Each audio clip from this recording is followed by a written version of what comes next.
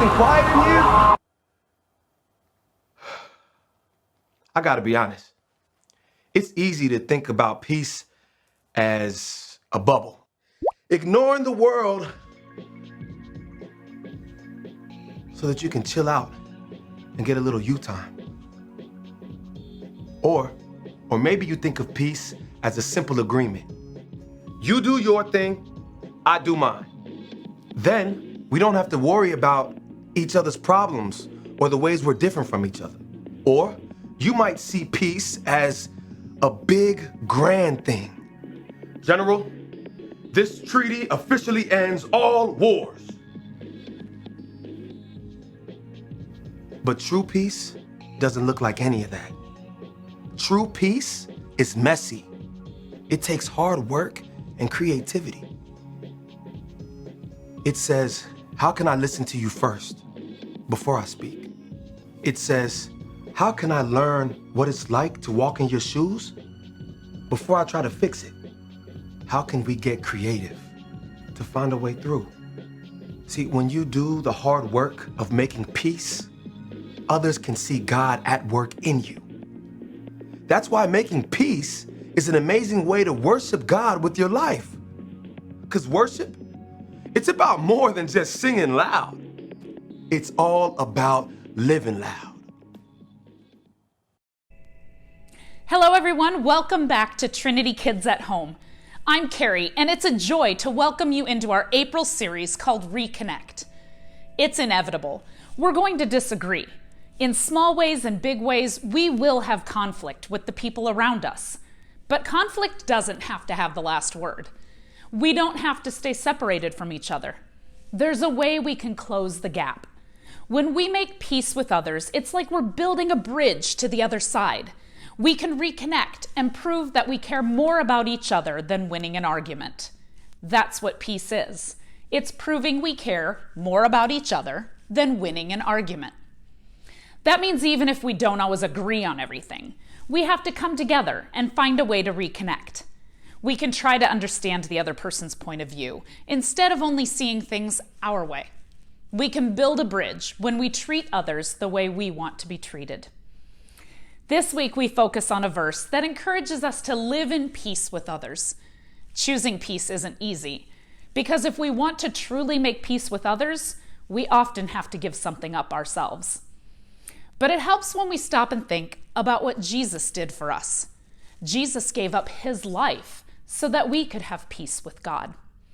And the peace we have from him will make us want to make peace with others. We are meeting in person at 9 and 10:30 each Sunday morning at Trinity Church. If you are not quite ready to join us in person, we are here online with a new lesson for Trinity Kids at Home. There's also a take-home packet each month that you can request on the website. But we do hope that when you're ready, you will come join us for mornings of worship at Trinity Kids. Thanks for joining us this week. Enjoy worship, and we'll see you next week.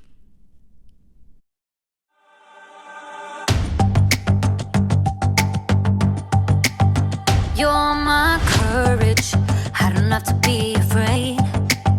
You're my fortress, no matter what comes my way. You're my treasure forever, yes, we'll be together always. Even when the days get harder, I know you'll rescue me. Even when the sky is darker, I know you'll bring me peace. You are my strength, you are my savior. Oh. Even when the road gets longer, I know you'll be with me. Even when the waves crash harder, your face is all I see. You are my strength, you are my savior. Oh. You are with me every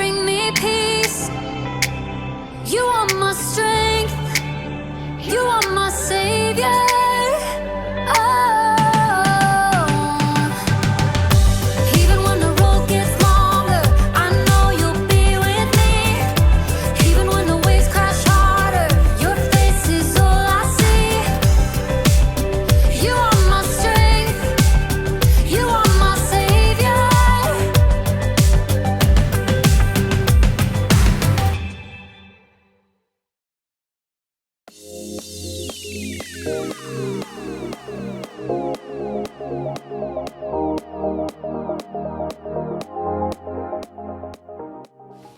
it's your boy Jacob, and today we're talking about peace. Peace is proving you care more about each other than winning an argument. So, if you had an argument with someone and you feel like that relationship is broken, peace can help you rebuild that relationship. It's like building a bridge.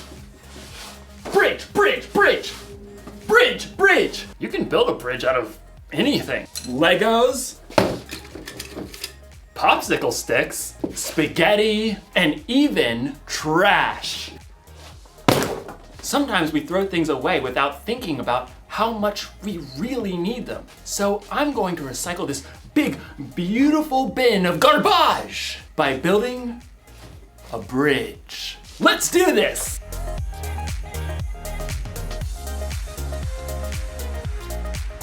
It's alive! Now we just need some glue. Glue. Oh! Glue stick.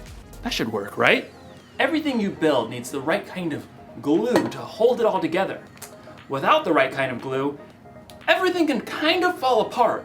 Now, ladies and gentlemen, I present to you the Recycle Bridge!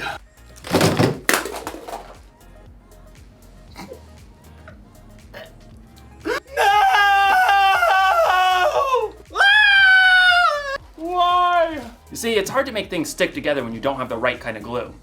As you'll discover in today's story, helping people stick together takes the right kind of glue too. So, stick around. You see what I did there? Stick. The Bible. It's 66 books of history, stories, letters, and poetry that fit together to form God's one big story. The epic adventure of how He created us and loves us so much that He made a way to rescue us. As we travel through the Bible, from Genesis to Revelation, we discover people who met God and found their lives changed forever. Now, for an amazing story, inspired by the book of Colossians, chapter 3, verse 15. In a letter written to the Colossian church, the Apostle Paul wrote, "Let the peace that Christ gives rule in your hearts. As parts of one body, you were appointed to live in peace and be thankful." Now let's see what that truth may look like played out in our lives today. Katie wiped the sweat from her forehead and took a long drink from her water bottle. How is it this hot in April? She looked back at the long patch of scrubby ground on the corner lot by Miss Watson's house. Her friends, Caleb and Nona, were both pulling weeds too. I thought we'd be done before lunch. It'll take us days to clear out all this brush. All three kids lived in the same neighborhood and were in Mr. Benson's 7th grade social studies class. It had been Katie's bright idea to start a neighborhood garden for their community service project. Well, we have to finish, unless you want to fail social studies. Even though the friends had been working for a couple of hours already, they'd only cleared the brambles from a small patch of land at the corner. Even when we finish pulling weeds, we still have to dig up the dirt. Yeah, and plant the seeds and water them and stuff. Look, we just need to get it done. I really want an A, okay? Let's use what we've cleared so far and pick one thing to plant. Sunflowers. What? They're big. They're bold. They'll brighten up the whole neighborhood. I don't want to plant flowers. Katie did a quick search on her phone for backup. Plus, you aren't supposed to plant sunflowers until summer. That's a big fat fail for class. Well, it feels like summer. We should plant a pumpkin patch. I mean, how awesome will it be to have all the little kids come right here to get their pumpkins in the fall? That's like half a year away. You guys. Plus 2 words, pumpkin pie. 2 more words, is disgusting. Katie jumped right between her sparring friends. You guys, we need something easy that will actually grow now before the end of the school year. I looked it up. She held up her phone and showed them a picture of small flowers with viney green stalks. What are those even? You have got to be kidding me. Katie checked her screen again. Petunias. We can plant them right here by the stop sign. They grow super fast, we'll get a good pick for class, and then we're done. I thought the whole point of this was to help people. Petunias are nice. This is ridiculous. Something that small will just get overrun by all the weeds we haven't pulled. You got a better idea? Yeah, sunflowers. You know, something big and beautiful. Or pumpkins. Katie ripped off her gardening gloves and hurled them into the dirt. Fine. Do your own community service project. You're quitting the garden? It's not a garden, it's a weedy dirt patch. I'll do my own project. Katie grabbed her water bottle and her tools and stalked off. I cannot believe them. At home, Katie kicked off her muddy shoes and hurled her dirty gloves on the floor. How'd it go, sweetie? Awful. We hardly cleared any weeds, and Nona and Caleb wouldn't listen to my idea about what to plant. It is a pretty big project. I'm doing my own. Isn't it a group thing? Nona and Caleb don't even care about the grade. They want to do all this stuff with pumpkins and sunflowers and stuff we'll never even finish. I get it. It's a lot easier to keep it small, but it's up to you whether you want to hold on to being angry or go make this right with your friends. They started it. Look, God designed you to be at peace on the inside, peace with Him and with others. Okay, yeah, I don't know where to start. You could start with more help. I bet Miss Watson would be willing to lend a hand since that weedy patch is right by her yard. Maybe. Oh, and Mrs. Garcia is always trying to start a garden in their backyard, but she says it's too shady. Maybe she'd like to help. Katie nodded slowly. After lunch, she took a trip around the neighborhood and spotted Caleb shooting some hoops in his driveway. Then she dragged him across the street to knock on Nona's door. You realize I don't want to talk about this? I don't want to talk about this. Just give me a minute. Both of you, please. Caleb and Nona stared at Katie, arms crossed. I'm really sorry. I got so stuck on making an A that I didn't listen to your ideas. I was just so hot and frustrated. Katie's friends waited. I talked to Mrs. Watson and the Garcias and that family with the little kids by the stop sign. They all want a garden, like a big vegetable garden. They want to help us. Really? We could clear the lot pretty fast with that much help. And we can plant everything, tomatoes and beans and carrots and sunflowers and pumpkins and whatever people want to eat. We'll have to help keep it up over the summer though. All the way to pumpkin season. Exactly. Okay, I'm in. Caleb gave Katie a high five. Then they both turned to Nona. She hesitated. Okay, sure. But you're not gonna get me to eat pumpkin pie, because sweet potato is way better. Deal. The Garcias can help out tomorrow afternoon, so we can get back to it then. Katie headed home, relieved that she was on good terms with her friends again and at peace on the inside. She was living out the truth of Paul's words. Let the peace that Christ gives rule in your hearts. As parts of one body, you were appointed to live in peace and be thankful. Some days, people are hard to get along with. Your sister spills milk on your homework. Your mom packs your lunch with that weird kind of bread you keep telling her you don't like. You have an argument with your friend over your group project. You just want to yell at everybody. But the Apostle Paul reminds us in his letter to the Colossians, let the peace that Christ gives rule in your hearts. As parts of one body, you were appointed to live in peace. Do you hear that? It's your job to make peace with the people around you. It's one of the things that you were made for, but you don't have to do it alone. You can have the peace that Christ gives.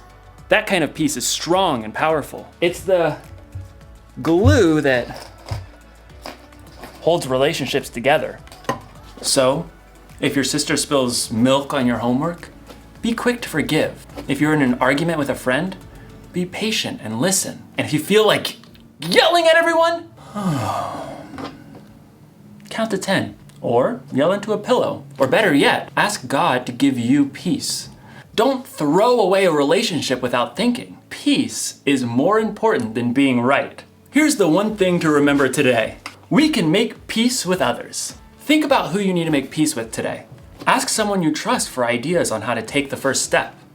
You'll probably need a little creativity, and you'll definitely need the right kind of glue. Super glue. This ought to do the trick. When you see me next, I'll have a bridge that will truly last. Well, I'll see you next time.